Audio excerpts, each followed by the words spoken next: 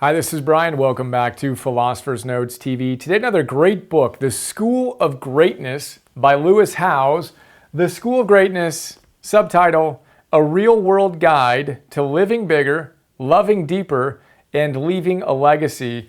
Lewis Howes is a great guy who started a podcast that became uber popular called The School of Greatness. Check it out on iTunes, wherever you listen to your podcast. It's been downloaded millions and millions of times since he launched it in 2013. And he basically interviewed all these extraordinary, I think over 200 extraordinary teachers. And this book is essentially his notes on those kind of lectures on how to achieve greatness. Awesome stuff, written with a really fun, young, vibrant energy. If you're kind of just getting going in the process and kind of really looking to lean into your potential, I think you'll really enjoy it. And there you go. Philosopher's Note, bunch of big ideas. We've got 5 of my favorite ones here, so let's jump in. First big idea is true greatness. So Lewis talks about the fact that although he talks about some of his friends and mentors who are gold medal winning athletes and uber successful, publicly recognized people, he says, look, true greatness is within each of us. It's not something out there, it's within us. And it's our opportunity to uncover that and to express it most fully. So in the note, I talk about the fact that this is basically Abraham Maslow, right? We've got our ultimate potential. We want to optimize, have a strong foundation, and optimize and actualize our potential. As Maslow says, and if I had to summarize my entire philosophy in one sentence, this would at least be tied for first. Abraham Maslow said, what one can be, one must be. There's an impulse within us to express the highest version of ourselves. You do that, and you're talking about greatness. And in the note, I talk about the fact that this isn't an extrinsic, check me out, I'm famous, I'm uber wealthy and uber powerful motivation, extrinsic motivation. Those things may come as a byproduct of your commitment to doing your best and living with arete, right, and actualizing your potential. But we're talking about an intrinsic impulse here, and I use Alexandra as an example in the note. My wife Lewis was a former All-American football player and a decathlete, which is super cool, and he talks about his stories in that journey. My wife was an All-American volleyball player who's in the Hall of Fame in her small town in Illinois. Awesome, one of the best athletes, if not the best athlete ever out of her town. Super cool. But she channeled that energy into being the best possible mom she could be. She sacrificed some of her near-term creative mojo and how many Facebook likes she gets. She's not even online these days. How many podcast downloads she has, how much money she's making. She's made the courageous decision to worry less about that stuff and more about how she can be the most extraordinary mom and human being she can for our son, Emerson, who just turned 3 the other day. And she's expressed greatness in that domain. Now, no one's ever going to know about it beyond our family and those people who might be hearing this, but that's not why she's doing it. She's not doing it for the pats on the back and the fame and the money and all those things. She's doing it because she wants to be great at it. So as we aspire to give ourselves to the world, let's remember that the thing that we can be most uniquely great at as mothers and fathers and grandmas and grandpas and just community leaders and citizens in our world isn't always about the things that are going to impress people or that are millions and millions of people being impacted. It's doing your best in where you are with the gifts and opportunities and responsibilities you have and doing that fully. And I share some examples of Alexandra. I mean, preparing for her pregnancy, she interviewed 40 different people, like 45 people maybe, and then shared that with her community of other people looking to become mothers or new mothers, etc. Over 40 interviews, just so she could learn what it took. She gave birth at home. I caught Emerson in our bedroom at home, amazing, with a beautiful midwife. And she created guided meditations for every phase of the pregnancy. She created a different meditation that she meditated to every day to form a relationship with our son before he was even born. That's nuts. And then she shares those meditations with her community. I can go on and on and on, and I won't. I do a little bit more in the note, but the basic idea is we all have the potential for greatness. Who are you? What are you doing? And look at what you can do to aspire to be your best. Maslow also said, if you decide to essentially not honor that impulse, It's not a good decision. I warn you, you're going to be miserable because there's this really powerful drive to express. That's our first big idea. You have greatness within you. Second big idea is the first of the 8 lessons that Lewis unpacks. He says we got to have a clear vision. Who are you? What do you want to see in your world? If you don't have that, there's no possible way you're going to achieve any level of greatness in any sense of the word. What is important to you? I didn't mention in the note, but I talked to Lewis about this in the interview we did, which you can listen to as well, which was a lot of fun. Heidi Grant Halverson, who we've profiled in these episodes and notes, wrote the most popular blog post in Harvard Business Review's history. She wrote a book called Succeed on the Science of Setting Goals and Motivation and Achievement. The first habit of what successful people have that less successful people don't have is clarity. Specificity is the word she used. They have very specific goals. They know what they want to achieve, by when, and how. They're specific. This is what Lewis is getting at here. He has something called the COA, Certificate of Achievement. And he says, look, figure out what the most important goal is for you over the next 6 to 12 months. What do you want to achieve? Write it down. Print it out. Frame it. Literally frame it and look at it. And you're going to achieve this particular goal by whatever period of time. Boom, there it is. It's now your certificate of achievement that you stare at, your vision, which is connected to a goal that is both challenging yet feasible, right? We want to be a little bit nervous about the fact we're going for this, yet we also want to know we can achieve it. And in the note, I talk about the WHOOP process and I help walk us through it. What's your wish? What's your outcome? What's your obstacle? And what is your plan to achieve it?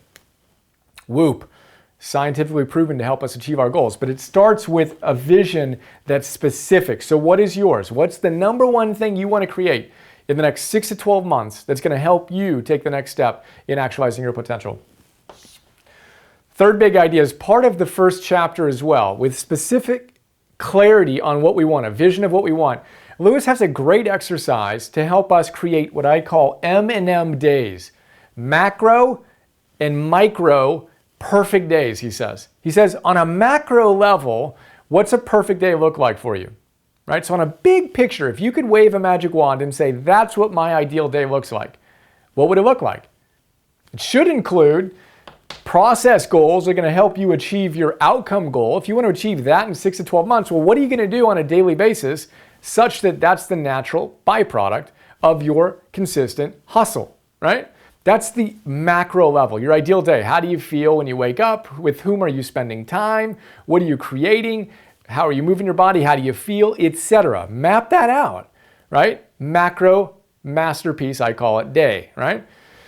Then your micro perfect day is what's tomorrow going to look like? You have your general. Now your ideal day is going to move from day to day. What's tomorrow going to look like? On a micro level, laser in on what you're going to do tomorrow such that that vision comes to fruition. Really cool. Macro plus micro. Take the time to get clarity on that and have fun with it. I'll put a link to the Masterpiece Day video near this video, wherever if you're watching this on YouTube, it will be there.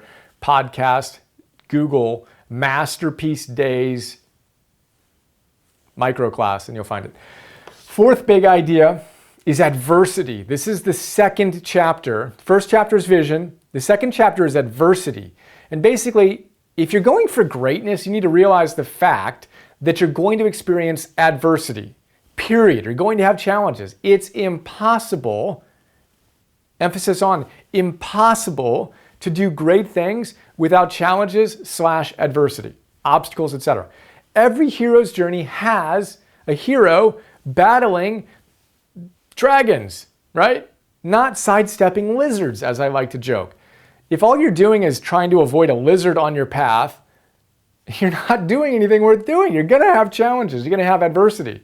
That's just how it goes. And it's particularly true if you want to optimize your life and actualize your potential in a general sense. And we need to know that that's going to happen and not be overwhelmed and dramatic about it when life doesn't turn out perfectly. And whether that's creatively or business-wise or relationship-wise or health-wise or whatever, that's just how it works. Then when something negative happens, we can rub our hands together and say, I'm going to be anti-fragile about this. Not only am I not going to break down and be fragile, I'm actually going to be anti-fragile. I'm going to make this adversity make me better. Anti-fragile. Kick me around, challenge me. I'm going to get stronger. That's Nassim Taleb's genius book, Anti-Fragile, which I need to profile in depth soon. And the example that I used in the note that I've been talking about is our family had some adversity a couple months ago. Alexander had 2 seizures in 24 hours. Sucked. 2 ambulance rides in 18 hours wasn't pleasant. But even in the midst of it, I can see something good's going to come out of this. My heart opened immediately to appreciate all the people serving us, to appreciate that we still have good health, albeit with this little asterisk of we got to figure this out. And we knew that we could turn poison into medicine, that we can be anti-fragile, that we can make the obstacle the way, as Ryan Holiday describes it. And we can make this challenge make us stronger. And it already has. And then, we're looking at, well, how do we solve this? We got to the point where we realized that her seizures were catalyzed by mold. We had mold in our kitchen for the last probably year. She spent the night in a yurt glamping the night that she had the first seizure. 100-degree day, no ventilation, moldy yurt. Boom, she had a seizure. She's genetically predisposed to have it. Anyway, we're learning a ton. And then we wanted to reach out to a guy named Dr. Daniel Amen, who's one of the world's leading psychiatrists and an expert on the brain, mold, and seizures. He's in a documentary by Dave Asprey on it. So I was planning to reach out to him. I had traded emails with him years ago, and we have many friends that are connected to him. So I was going to lean into that and reach out to him. And the day I was going to do that, he emailed me asking me if I can help him with the launch of his new book, Change Your Life, Change Your Brain, which has been in my queue to do a note on. And I have goosebumps as I say this. I said, well, that's amazing because I was just going to reach out to you. Long story, a little shorter. We're going to see him next week for brain scans. I'm going to get one too, which I can't wait to do. And we're going to spend 3 hours with him. Guess what? The seizures, which sucked at the time, are making us unbelievably better. We're going to be healthier than we've ever been. Adversity is awesome when we allow it to be. Rather than crawl into victim mode and say, oh my God, my life's falling apart, I can't believe it. We can step back, be heroes of our own story, and use our challenges to make us stronger. Getting fired up. That's our 4th big idea. 5th big idea is my favorite. It's hustle. Lewis has a chapter dedicated to hustle in the best possible sense. If you want to be great, you've got to embrace adversity and all the other things that he talks about, and you got to be willing to hustle. And he references Michael Phelps, 18 gold medals or whatever it is, right? However many other medals he's won. Arguably the best athlete ever. He says the greatest, if you want to be the best at what you do, you've got to be willing to do what other people are unwilling to do. To go back to Alexander, most people aren't willing to create guided meditations for their pregnancy and to do all the research she did to have a healthy home birth and all these other things and to do what she's doing now. Greatness requires us to be willing to do things other people aren't willing to do, to hustle. Lewis shares the great story of his brother, Chris Howes, who was kind of a prodigy, precocious young violinist who then got in some trouble selling drugs. He spent years in jail at 19, maybe 3 or 4 years or whatever, in jail. But he used that time to become a better man, a better human being. And he mastered his craft while he was in there. And then he came out and he hustled, did whatever it took to make something of himself as a violinist. And fast forward, he's now one of the best jazz violinists in the world. Check him out, Chris Howes. Amazing story of turning adversity and using hustle to get the most out of it. So when you think of your vision of what you want to achieve in your life, and particularly over the next 6 to 12 months, think about what you're going to do. Grant Cardone style, 10x.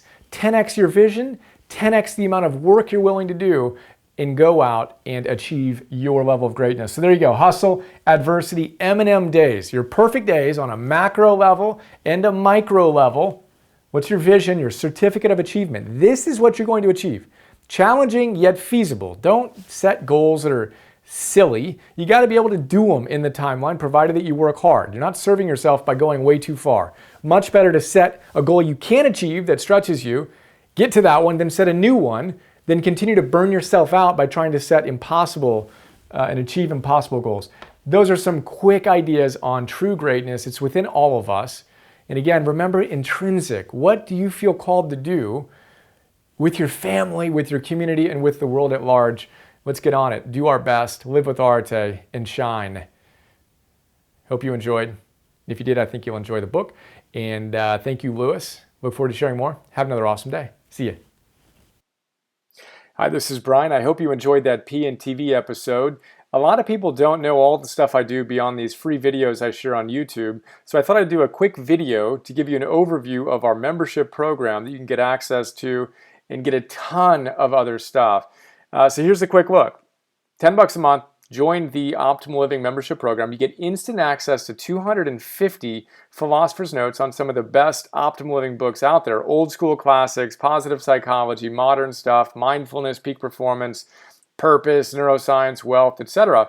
And what you may not know is that in addition to the PNTV episodes, I create PDFs on all of these great books. So 6-page PDFs. Let's take a look at one of them.